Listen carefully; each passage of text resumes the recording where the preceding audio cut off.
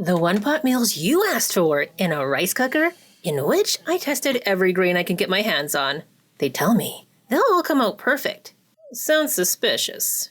Hello friends and not yet friends, welcome back to Mary's Test Kitchen, where we're putting the Kasori rice cooker on trial. Sure, they made the mistake of sponsoring this video and sending me the rice cooker. But if it disappoints me in any way, shape, or form, I'm gonna tell you about it. Let's start with something that would immediately expose a weak rice cooker. One of my go-to high-protein meals, Sanbei tofu rice. Savory, herbaceous, and super addictive, but tricky for a one-pot rice cooker meal because I'm using shredded extra firm tofu together with rice. I don't want mushy tofu, but I do want perfectly cooked jasmine rice with good chew and slight stickiness. My special touch for this dish is crispy Thai basil leaves, which is the signature aromatic of the dish. I pick out the largest leaves, washed and dried, and then hit sauté. This feature already makes it way more versatile over the average rice cooker.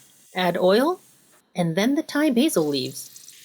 In less than a minute, you'll see the bubbles are reducing, the fragrance becoming stronger, and the leaves look a little stiff. Onto a wire strainer, or whatever you have. Make more than you think, because these are so good. Leave the fragrant oil in the pot, and add grated tofu. Brown it a little to improve the final texture. Then make space for garlic, ginger, and one finely minced red hot chili, but with the seeds removed so it won't be too spicy. It needs a little oil to carry the flavors. 2 scoops of washed and drained jasmine rice. Now the flavor base. Dark soy sauce, light soy sauce, a little sugar for balance, Shaoxing wine for fragrance, and a teaspoon of vegetable broth powder boosts the umami. Factoring in the liquid already in here and the fact that the tofu will absorb some water, let's add 2 3/4 scoops of water or 470 milliliters. If my math isn't exact, well, that's where the fuzzy logic is supposed to come in, using internal sensors to cook the rice perfectly, adjusting the temperature and timing when needed, automatically, like a little chef fairy inside the cooker. While I put my faith in the little invisible chef fairy, I can trust in the freshness of more herbs. Ready for when the rice is ready. And it's actually nicely done. Fluffing perfectly. Wait, why are there darker spots? Oh, the dark soy sauce caramelization. It's not burnt, the texture is actually consistent, so no dry edges, no tough bottom. The PFAS-free ceramic lets the rice out completely. No sticking, but no Teflon either. After letting the Thai basil wilt in there a bit, I also added some sesame oil off camera. It smells even more incredible. Fresh and herbaceous, the lovely scent of fresh rice and sweet soy and sesame. Top it with more fresh herbs, crispy Thai basil, and of course more on the side because you're going to want that with every bite. Let's taste it. Incredible! It's perfectly cooked. Every grain is distinct with just a little chew for maximum satisfaction. You have to try this. My friends, now I want to get this cooker for my parents. They would love this, because I've already tested the rice by itself. Jasmine rice, the rice I grew up with daily, comes out amazingly. Then sushi rice.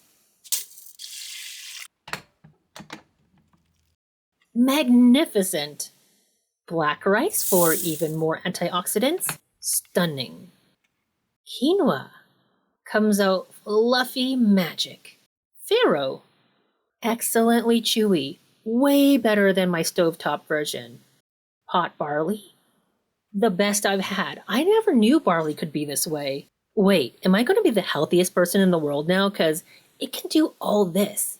For my fellow rice lovers, especially if you love Asian food, this one is for you.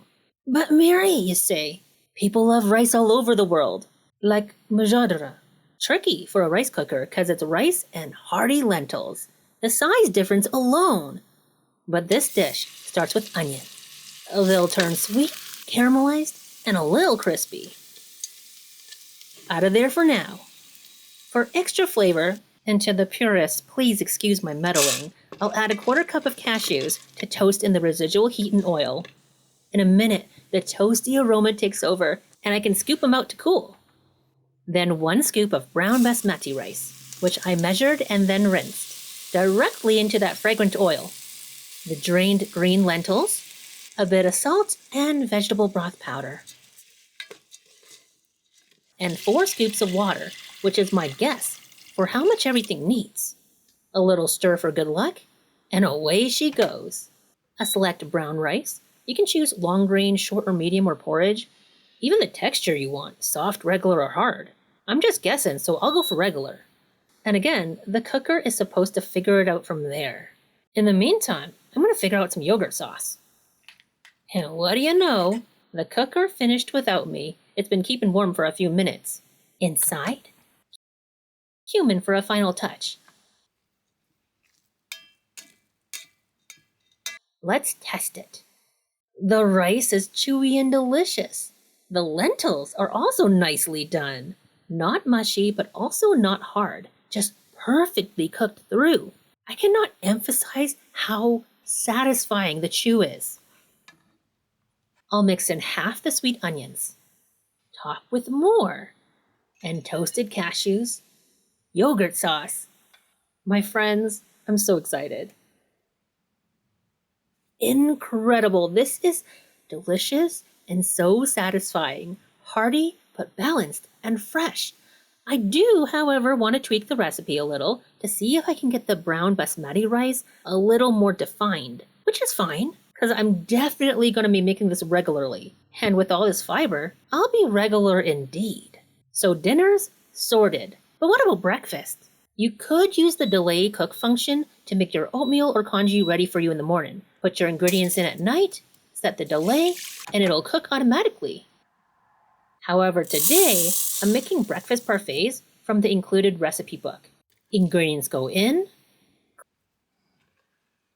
close, select oatmeal, it's already set for steel cut. Afterwards, it smells and looks so good. Apple cinnamon deliciousness. I'm going to add yogurt, granola, and sliced banana.